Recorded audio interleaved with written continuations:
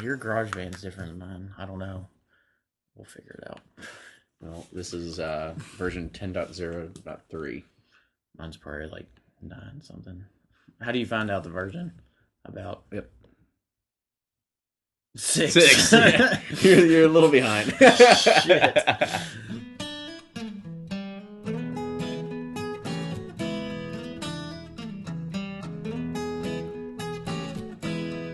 Bringing to you the best stories from icons in the bourbon industry, it's Bourbon Pursuit. Now here are your hosts, Ryan and Kenny. We're back with another episode of the Bourbon Pursuit podcast. As always, I'm joined by my partner in crime, Ryan. How you doing today, buddy? Doing great. We're out here hunting for some Elijah Craig barrel proof, waiting on a semi truck to get in. So That's true. Why not just let's record some podcast. It's an excuse for us to try to get some backlog homework done. We did an interview. I should say that Ryan over here did an interview with Mike Sonne over at Heaven Hill. And we wanted to kind of preface it a little bit more with some information about kind of what's going on with Heaven Hill, what's going on with their journey and the boom that they're kind of seeing. So as Ryan kind of said, we're sitting here at a liquor barn, literally waiting for a semi truck to come with the delivery, because we've already found out. How many bottles did they say they have? They said they're getting 3 bottles in, and there's 2 of us. So one other lucky person is going to come here. But I mean, you got to think, when you think about Elijah Craig barrel proof, right? There's a lot of things that we see on Twitter and Facebook. I mean, there's a lot of different Elijah Craig barrel proofs that are actually out there.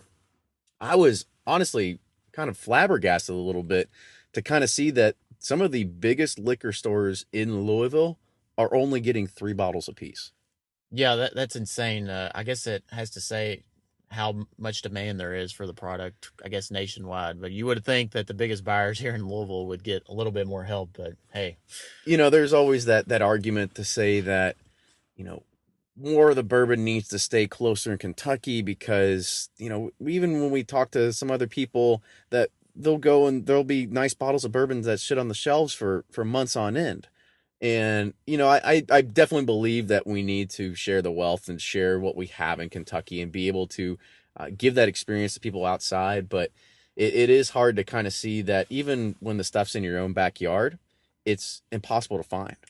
Yeah, and I think, too, I was talking to my contacts at Heaven Hill the other day, and there's just a shortage of, just regular Elijah Craig. They're anticipating a big shortage on that later this year, and on Larceny, just because the demand for those products has been through the roof. So that's probably, reducing the allotment of barrel proof, because obviously you have shorter supply when you're just pulling straight from the barrel without cutting it with water. So that could be the reason too. It definitely could be.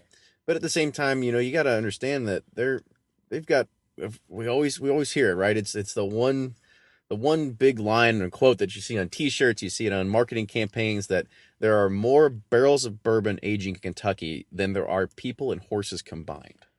Yeah, that is, they always said, but I guess that was the barrels that are there now probably were just made. So I think Heaven Hill just recently filled their 7th millionth barrel, and yeah, I think it's just hard, I guess, because they have to prepare 10 to 12 years from now what their demands are going to be. So they probably just didn't anticipate it being this crazy. That's very true. It's very true. We've talked to a few different master distillers through different means, and they've basically, when we talked to Harlan at the Legend series, he's basically said that their allocation for Pappy Van Winkle, it's already basically done up until 2037. Right. Like the barrels are out, they're away, they're aging, and they've just got to do their thing. And then next year they plan for 2038. And I think, you own your own business. Like, forecasting is definitely a very hard thing to do, especially in an industry that, is going through such a huge boom. And how do you sit there and think, well, is this a fad? Is it going to be over soon? Do we need to start making our own vodka to maybe, shim something else in there into our portfolio? Yeah, it's kind of, well, in my own business, it's hard just to forecast from 6 to 12 months or, a year. It's hard to just like predict. So I can't even imagine. I think one good thing about Heaven Hill is they're pretty, I guess they're diversified in their whole portfolio. their number one product is actually Burnett's vodka is their number one. Evan Williams is closely second now, but they got rums, vodkas, uh, cordials. They got brandies, you name it. They're pretty well diversified. So if there is, a reduction in bourbon, I think they'll be okay. That's true. And you said a fact as well before we started this about how much Evan Williams has gone out as of this point. So what was that again? Yeah, so far this year they've shipped out 900,175 bottles. That's pretty crazy. And we're only in mid-February. And most of this is going to Western Europe, or not Western, sorry, Eastern Europe and Australia. Is really just really demanding their Mm-hmm. products and stuff. But yeah, it's insane. Like when we toured together the bottling facility, and Mike was able to give me a tour also. One thing, you walk in Heaven Hill, you just immediately notice the scale of how big the production is. We were there, and we watched them filling up some JW Dant bottles, and there was probably 3,000 to 4,000 bottles filled within a couple minutes. Oh yeah, I mean it was amazing to kind of see the automation that goes in, and for anybody else that comes and experiences a bourbon trail tour here in Kentucky, and you go and visit these distilleries, I would definitely encourage you to go and visit a micro distillery or one of the ones that are on the craft distillery tour, as well as going and seeing one of the big shops, right? The big shops of makers in Heaven Hill and all these people that everything is completely automated. Everything is done through machines and robots. I mean, literally, we saw robots picking and moving pallets and empty bottles and all these different things that were actually happening inside of Heaven Hill, right? So it was impressive to really see. But then you go to maybe like Limestone Branch, where they are going to eventually make bourbon, but right now they're just making, White Dog, moonshine, whatever, Right. because it's, you can make it today and you can sell it tomorrow. It's an easy way to get in the business, and that's what they're doing. And every single thing they do, their warehouse is probably, or should I say, their whole operation. I don't know, maybe 2,000 square feet, if that. Yeah. And it's amazing to kind of see the difference in size and scale, what somebody can put out, as well as the ability to see that, oh well, everything there is hand bottled, hand labeled. um, Whereas, as you can see in Heaven Hill, I mean, they have such a massive production that it has to be automated. There's no way you could do that. And it was definitely interesting to also see when we were looking at the bottling line, to just see the automation between all the different types of bottles, right? Because you have to think, if I've got glass, I got 1.75s, I got all these different types of things. How do you build the automation around that? So Yeah, it kind of looked like a Ford manufacturing plant in there instead of it was impressive, but they do still. The cool thing too is like their small batches and single barrels, they still do hand bottle and mhm. do the hand dipping and so forth. But Yeah, it was probably kind of that funny. That was like almost like it it was was a little it was it was it corner. was like a fold out table, like it was like two fold out tables stuck together, and they were like, this is where we actually bottle Henry McKenna. Yeah, like all their Elijah Craig, Henry McKenna, the Evan Williams single barrel, all their high end stuff. Yeah, they'd still hand bottle, which is kind of cool. But yeah, it was definitely too little, not very like a 10 to 15 foot line of.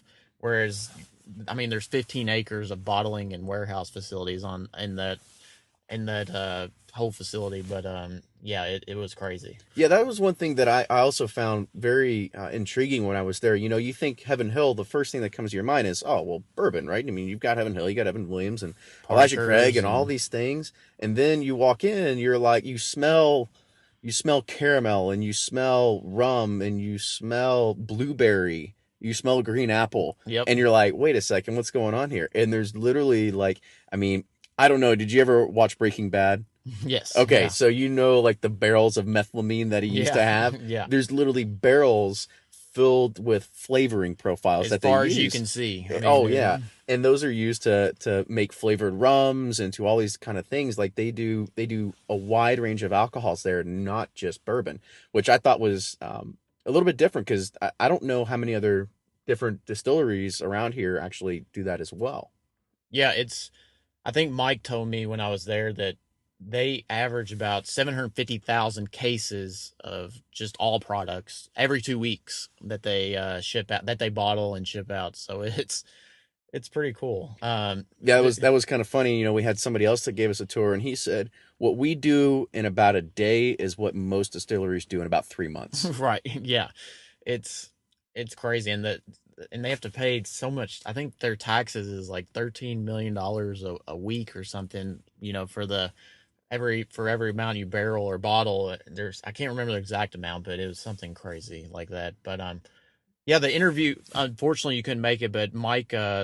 We'll talk a little bit about Mike. He's the head taster, and head of quality control for the bourbons and vodka department at Heaven Hill. He assists Parker Beam and now their new master distiller Denny Potter.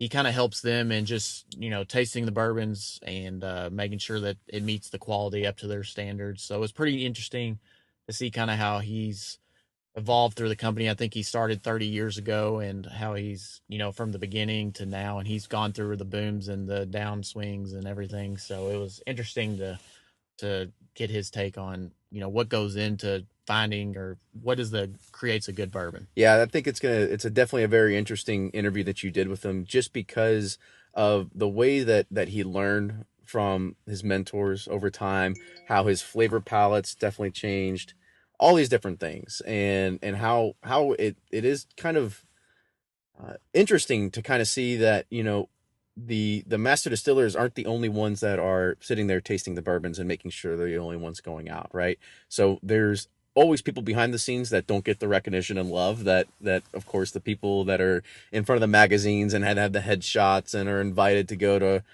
sign autographs and on their bottles and stuff like that. But there's a lot more people that are making it happen behind the scenes, and Mike is definitely one of those guys. Yeah, absolutely.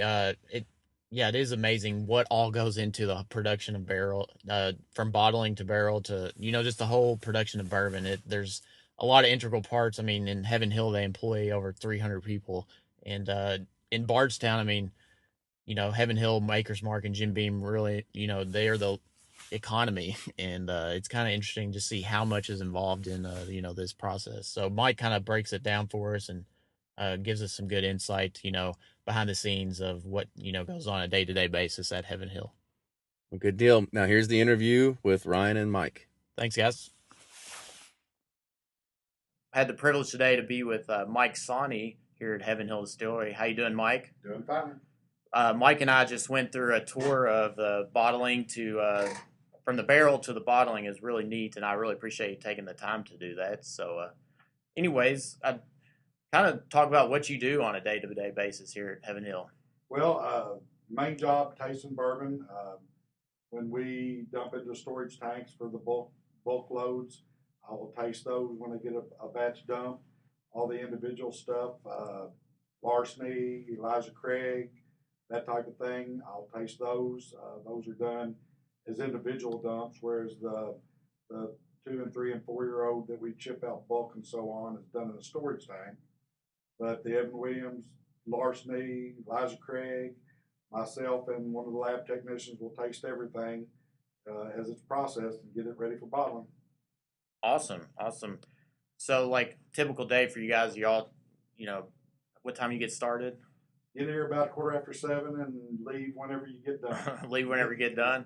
I'm sure there's always product to be tasting with the boom going on right now. Right. Of course, there's all the other products besides the bourbon that we have to taste too. Right, exactly. What is your favorite product of Heaven Hill? Probably right now the Larceny. I'm real excited about the Larceny. Larceny, that's new, and I talked to you about it before. Can you kind of give us a story behind Larceny? Larceny is a wheated bourbon. The old Fitzgerald that we do is a wheated bourbon, and we had some older inventory of wheated bourbon in the barrel warehouses. So we started Larceny from the older wheated bourbon we have.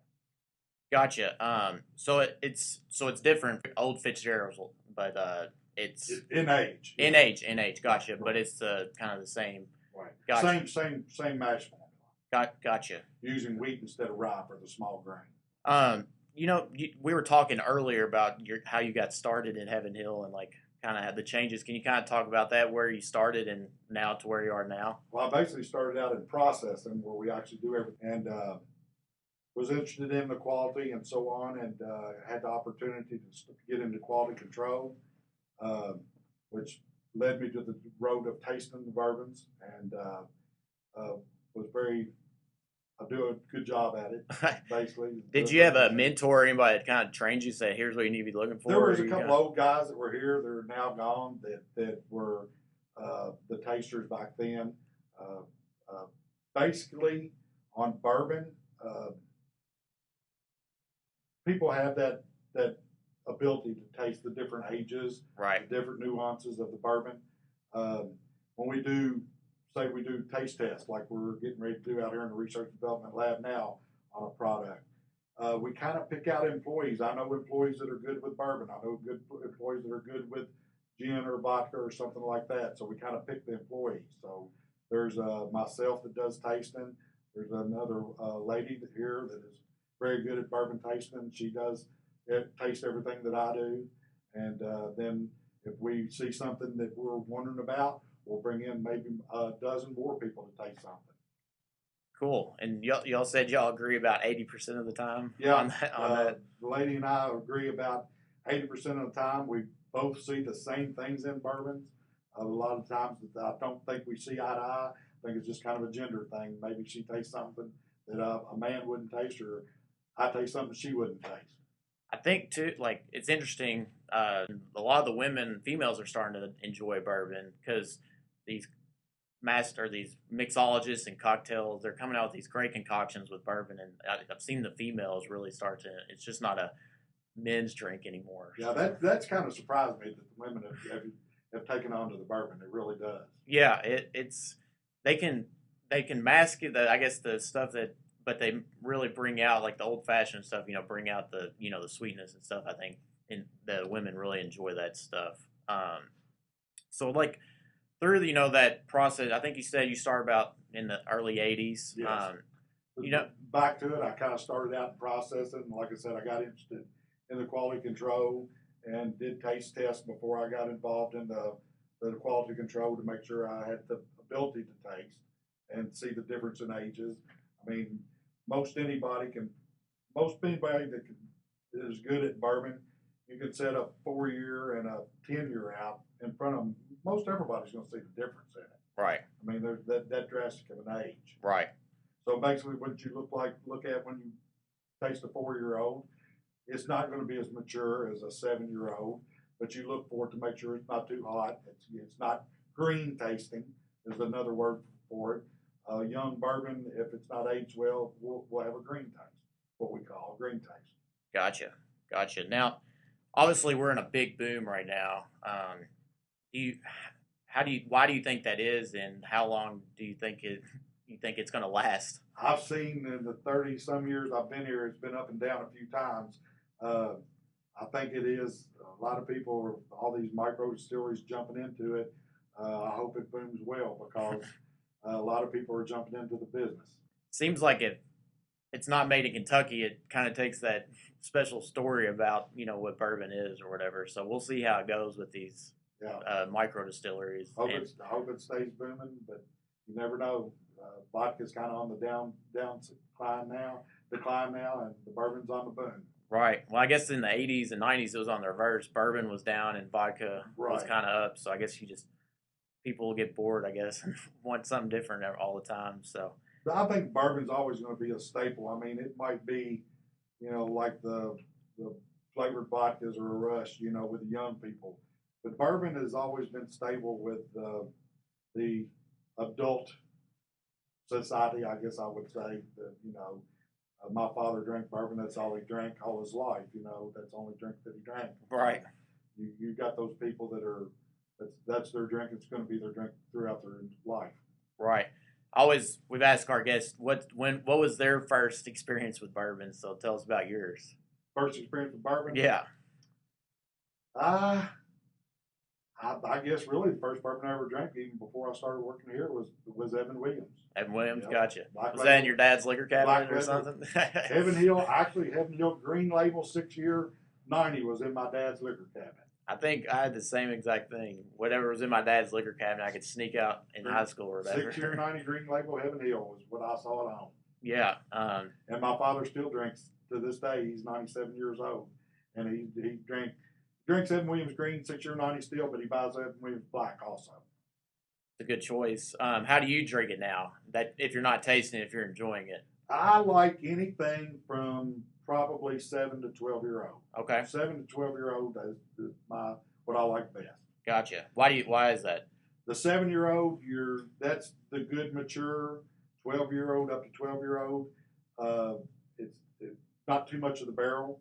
Of course, when you're dealing with the older stuff, the single barrels that are like our 23-year-old, Elijah Craig 23-year-old, I like it. I'm the one that tastes it, and I do like it, but I don't like as much of the barrel taste that you get with the older bourbons. Gotcha. So my personal favorite is 7 to 12 year old. Gotcha. It seems like the older stuff and the special releases, are really taking off, and like there's even a secondary market for because of shortage of the products. But I know Parker's is a really big hit, and the William Heaven Hill, which is hard to find. I think you can only buy it here. The Center, yes. But I guess as people's palates get more advanced, they're really enjoying the barrel proofs and the higher age stuff. Yeah, the Parker's Heritage is kind of interesting because we do something different with it every year, and I've always been fond of all those. Okay. Then every year we do a Parker's Heritage collection, and it may be a wheated bourbon, it may be a 12-year-old regular rye bourbon, just different things each year. The marketing kind of comes up with something, and Parker kind of gives his idea of what he'd like to do on the next Heritage collection, and we go out, pull barrels from the warehouse that he's interested in. Gotcha. One thing too I like about your all's operation, it seems like y'all are in the forefront of what's coming, because I think you all are one of the first people to do a tour, the Heritage Center, to do tours and open up the distillery, kind of bring that like winery feel to it, Well, everybody's pretty much had visitor centers, but when we built the Heritage Center here in Bardstown, it was a really nice one, and everybody's kind of followed suit.